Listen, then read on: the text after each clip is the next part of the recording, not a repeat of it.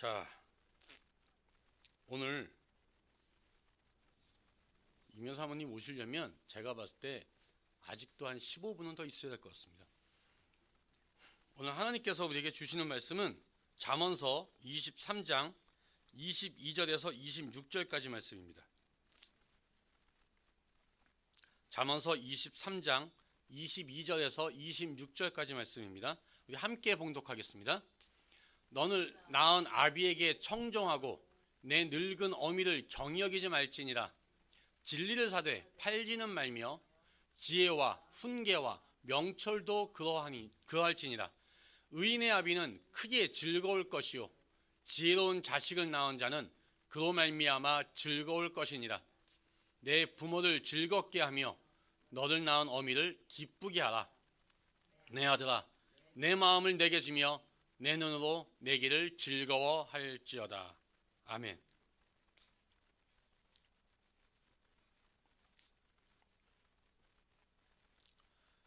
자,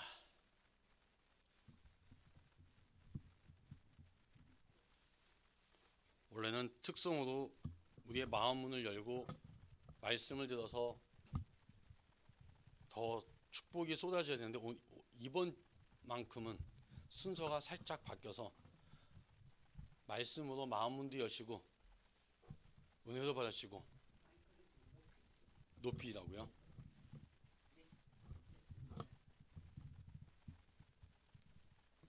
이것도 특성으로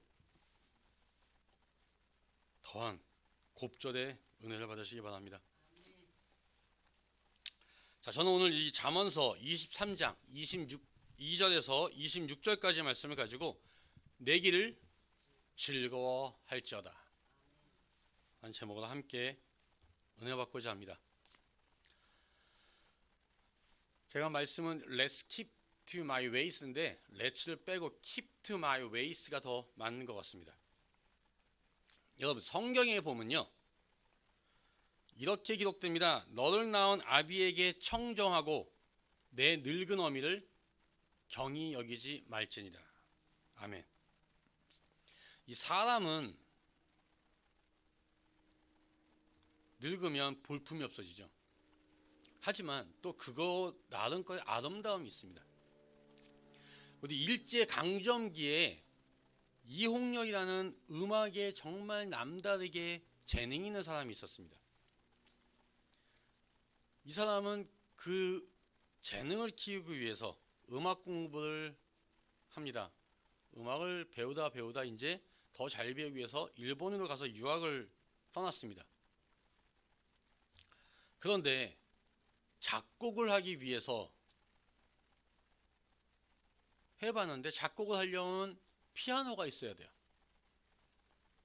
피아노가 없으면 음악 공부를 할 수가 없구나. 그래서 어머니한테 이런 편지를 썼습니다. 어머니, 피아노가 없어서 어머니께서 나를 이렇게 많이 응원해 주시고 후원해 주셨는데 제가 도저히 할 수가 없을 것 같습니다. 그냥 다시 한국으로 돌아가겠습니다. 음악에는 피아노가 필수라는 걸 이제야 제가 깨닫습니다. 한편 그 어머니는요 혼자 몸으로 유학 간 아들 뒷바라지를 하느라고 가진 게 없었어요. 다 이렇게 그 아들 보살펴 주느라고. 그리고 하다 보니까 오히려 조금씩 빚만 졌습니다.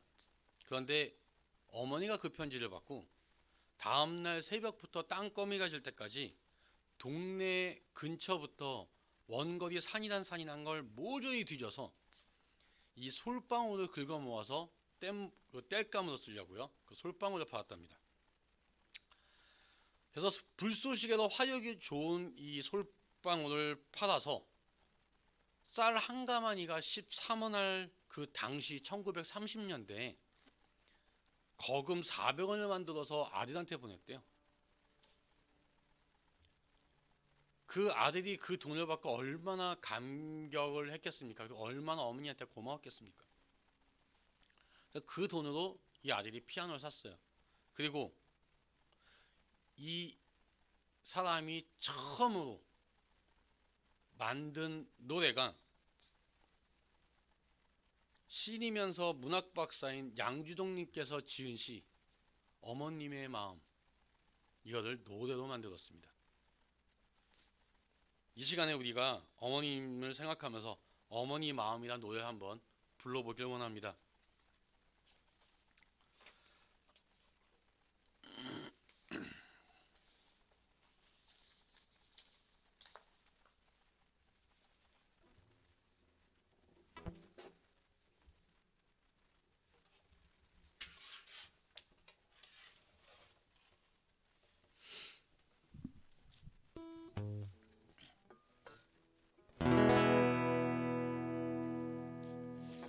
나 실제 괴로움을 다 잊으시고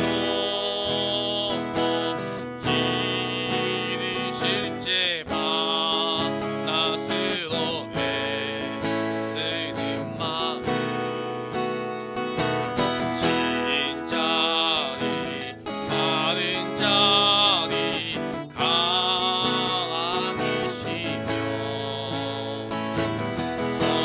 손발이 가닳도록 고생하시네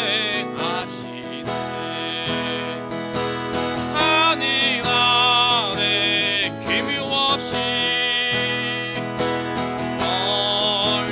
멀다하리요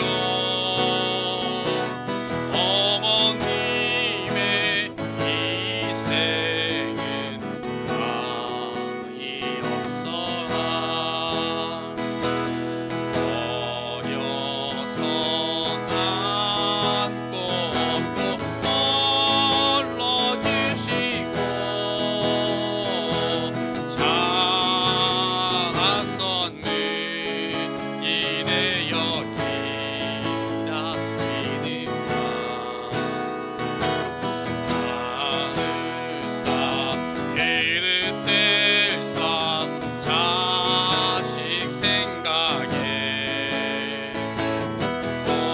고우시던 이마 위에 주름이 가득 땅 위에 기묘하시 높다 하리요 어머님의 주영성은 가득하여라 사람의 마음속에 온가지 소원 어머님 마음속엔 오직 한 가지 아낌없이 일생을 자식 위하여 살과 뼈를 깎아서 바치는 마음 인간의 기묘하시 거룩하리요 어머님의 사랑은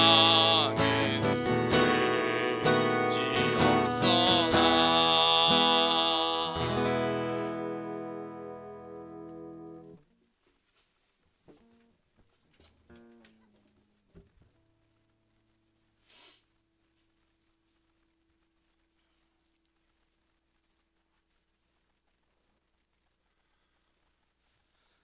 저희 19세기 프랑스 소설가인 이 오노에 드 발자크라는 사람이 있습니다. 이 굉장한 이 커피 광으로서 커피는 내 생애의 원동력이다 라고 하면서 하루에 커피를 거의 50잔씩 마신 사람으로 되게 유명합니다. 근데 그 사람이 쓴 작품 중에 이 고려 영감이라는 그런 책이 있습니다. 그런 소설이 있는데 이 고려라는 사람이 이 뛰어난 상술로 장사를 해서 엄청난 부를 축적한 상인입니다. 그런데 당시엔 이 상인들은 신분이 낮은 계급이었어요. 우리나라도 조선시대 이렇게 보면 상인들은 약간 신분이 좀 낮지 않았습니까? 근데 유럽에서도 신분이 좀 낮았습니다. 그런데 이 사람은 그 많은 돈을 가지고 자기 딸들은 자기 신분처럼 살지 않겠다 해가지고 이 높은 신분을 갖고 있는 귀족들한테 시집을 보냅니다. 그런데 아버지의 도움으로 높은 신분을 얻은 두 딸은 아버지를 부끄러워요. 신분이 낮기 때문에. 그런데 아버지한테 가끔 찾아는 가요. 근데 찾아가는 이유가 아버지가 보고 싶어서가 아니라 아버지에게 돈을 타내려고 합니다. 결국 이 고리오란 상인은 두 딸들 때문에 돈을 다 나눠주고 무일푼이 된 상태에서 여관에서 병들어서 쓸쓸히 이제 죽어갑니다. 그런데 돈이 다 없어진 그 고리오 상인에겐 이 상인이 죽을 때까지 그 두 딸은 찾아오질 않습니다. 이 소설은요, 약 200여 년 전에 이 당시 프랑스의 사회적 어떤 그런 모습을 그린 소설입니다. 굉장히 좀 안타까운 그런 사회상인데 지금 이 한국 사회에서도 한국에 사는 한국 사람이나 미국에 사는 이 한국 사람들에게도 거의 비슷한 일들이 굉장히 많이 이루어지고 있습니다. 이런 얘기가 있죠. 어떤 할머니가 인질범한테 납치가 됐습니다. 그리고 며느리한테 전화기에 있는 메시지가 옵니다. 내일 6시까지 현찰로 1억을 준비해라. 만약에 준비하지 않는다면 너희 시어머니는 이 세상에 없다. 명심해라. 경찰한테 얘기해도 소용없을 거고 내일 6시까지다. 그리고 딱 메시지가 끝났습니다. 그 돈이 다 준비되면 6시 전에 연락을 해라. 그 다음날이 됐습니다. 그리고 며느리한테 이 범인에게 메시지가 갑니다. 딱 3글자. 늦었죠? 시간은 6시 10분이었습니다. 무슨 말인지 잘 모르시겠죠? 6시까지 안 하면 죽인다니까 6시 10분에 연락을 준 겁니다. 시어머니는 상관없다 이거죠.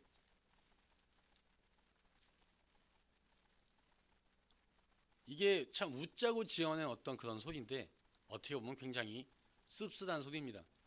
만약에 자기 자식이었으면 그렇게 시간 늦게 해서 모여서 했겠습니까? 그런데 실제로 우리 주위엔 이런 일들이 굉장히 많이 떠돌고 있습니다. 인터넷에 보서 이렇게 글들을 이렇게 사람들이 하소연하고 이런 글들을 보면 이런 글들이 좀 많습니다. 남자가 돈이 많은 줄 알고 그 집에 시집을 가는데 시부모들이 생활비도 안 보태주고 집 사는데 다운페이도 안 대준다. 나 속아서 결혼했다. 이런 사람들 또는 부부간의 갈등을 막 얘기합니다. 그러면 그 사람을 위로하는 댓글들이 다 딱 정해져 있습니다. 뭐냐? 결혼한 다음에 부모님한테 얼마 받으셨어요? 받았으면 가만히 있고 안 받았으면 계속 떠들어도 된다 그 소리입니다. 부모님을 효도한다는 생각이 아니라 물질 만능주의처럼 돼가고 있습니다. 이 세상은요 부모에게 효도를 하라고 가르치고 있는데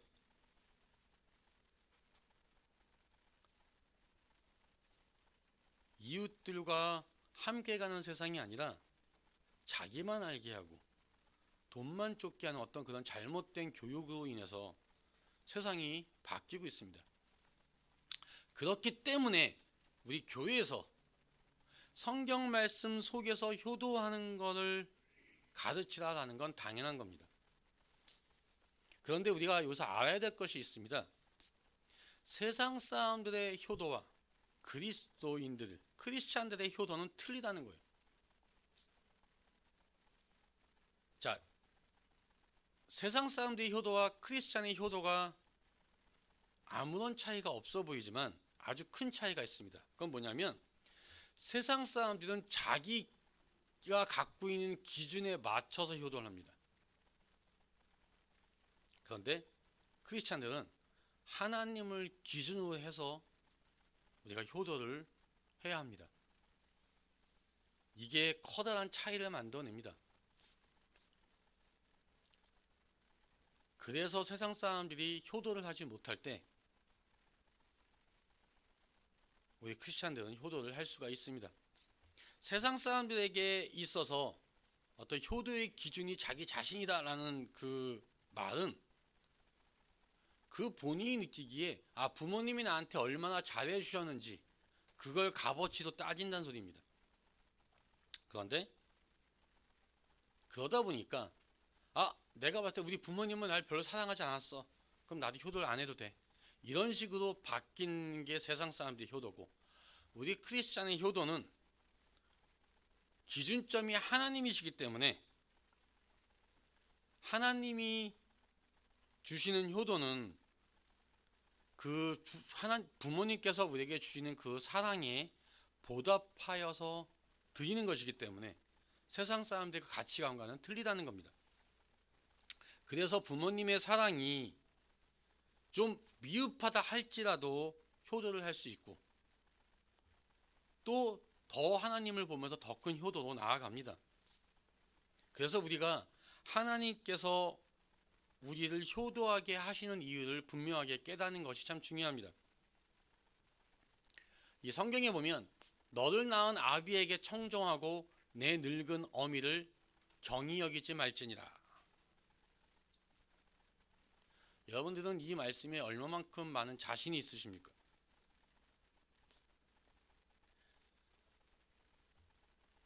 우리 부모님들이 가끔 나는 괜찮다 라는 걸 혹시 정말 괜찮아서 하시는 말이구나 라고 넘어가지는 않는지요? 이 나이 드신 부모님들이 자식들 앞에서 하고 싶지 않은 말이 세 가지가 있다고 합니다.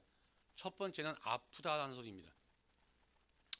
아프니까 병원 가야겠다, 약 먹어야겠다 라는 말을 좀 하기가 힘들어서 괜찮다라고 하면서 지내신다고 합니다. 두 번째는 외롭다라는 말입니다. 사실 노인들이 얼마나 외롭습니까?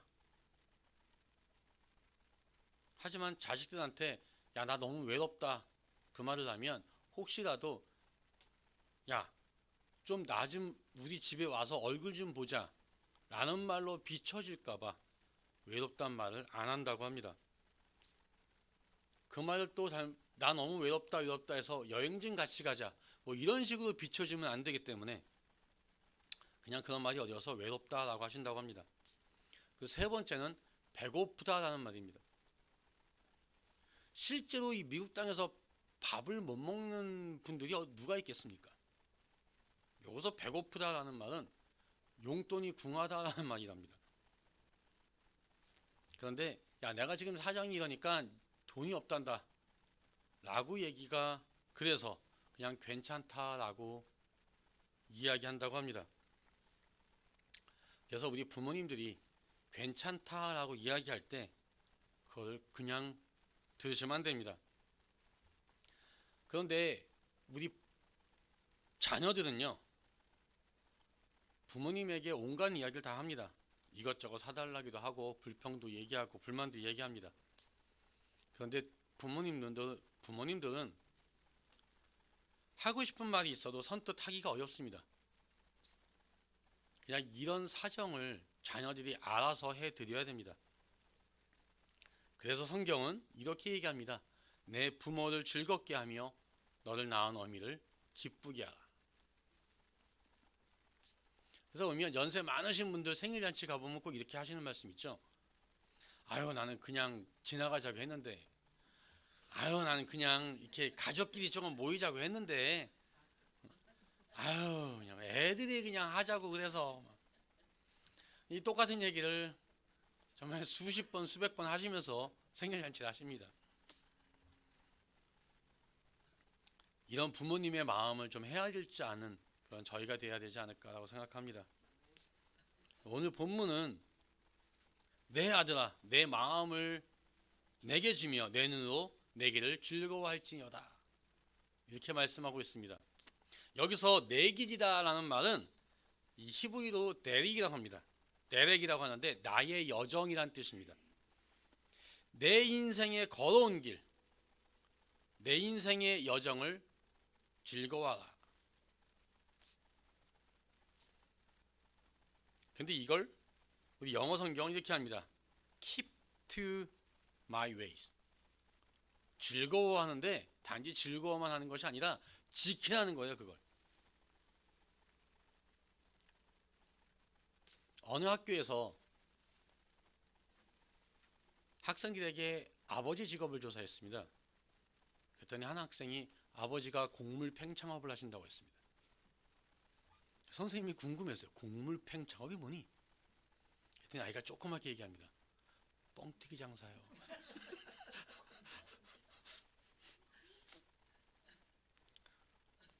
그래서 또 한 학생은 아버지가 수산업을 하신답니다. 그래서 아니 그럼 고기를 직접 잡으시니? 아니요.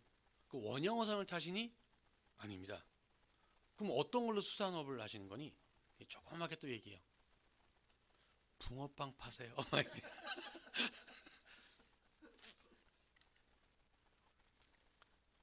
우리 부모님들 다른 사람하고 비교하니까 그게 목소리가 자꾸 부끄러워지는 거예요.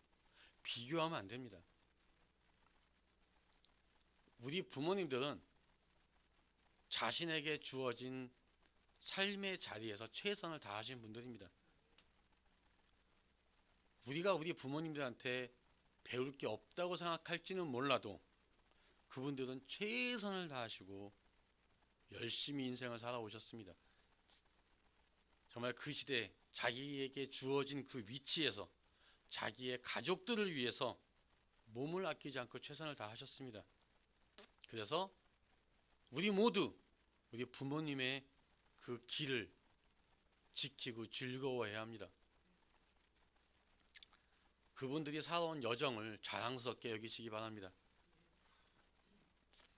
이 아브라함 링컨의 아버지 이 토마스 링컨은 구두를 만든 사람이었습니다. 이 링컨이 대통령에 딱 당선이 되니까 상원 의원들이 반발하고 나섰어요. 왜냐하면 상원 의원들은 대부분 학력이 굉장히 좋고 명문 귀족 집안 출신이고 이런 사람들이 그 상원 의원을 차지하고 있었는데 갑자기 대통령 자기보다 높은 직급의 사람이 구두 닦기의 아들이 됐으니 얼마나 이제 불쾌감이 있었겠습니까? 그래서 링컨이 상원 의원들 앞에서 이 대통령 취임 연설을 할 때 어떤 상원 의원이 일어나서 이렇게 말했습니다. 오늘은 미국 역사상 가장 수치스러운 날입니다. 초등학교도 나오지 못한 사람이 대통령이 돼서 대통령 연설을 하고 있습니다. 우리가 저런 사람들을 대통령으로 모셔야 됩니까? 그리고 자기가 신고 있던 구두를 딱 벗어서 손에 들고는 이 구두도 당신 아버지가 만든 겁니다. 라고 이야기했습니다.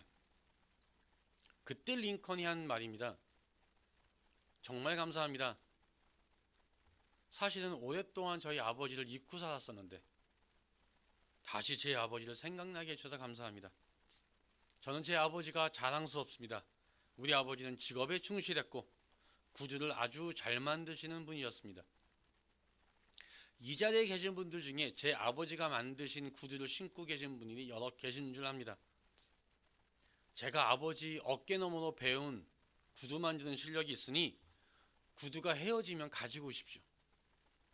제가 수선해드리겠습니다. 단 나는 어깨너머로 배워서 우리 아버지만큼 잘하지 못합니다. 라고 이야기했다고 합니다. 이 세상에 정말 완벽한 사람은 없습니다. 여러분들의 부모님들도 지나온 삶에 아쉬움이 있을 수 있고 실수도 있고 후회도 있을 겁니다. 그런데 이 세상의 모든 부모의 공통적인 건 뭔지 아십니까? 자식에게 인정받고 싶어 한다는 겁니다. 비록 남들처럼 잘해주지는 못했지만 내가 할 수 있는 한 최선을 다해서 자식들을 키워왔다 라고 인정받고 싶은 게 우리 부모님의 마음 아닐까 생각합니다. 아버지 정말 성공적인 그런 인생을 살아오셨습니다. 어머니 정말 훌륭하게 사셨습니다. 이 한마디가 그분들 평생의 어떤 모든 노고가 보상받는 한마디 아닐까라고 생각합니다. 정말 사랑하는 성도 여러분, 여러분들이 이 부모님들이 겪어오신 그 여정을, 그 길을 지키고 즐거워하시기 바랍니다. 여러분들의 부모님이 걸어온 그 여정을 자랑스럽게 여기시기 바랍니다. 여러분들의 부모님들께서 그래도 내가 자식 하나 잘 키웠다 라는 이런 생각을 하시도록 만드는 여러분이 되시기를 예수님의 이름으로 축원하고 부탁드립니다. 함께 기도하시겠습니다.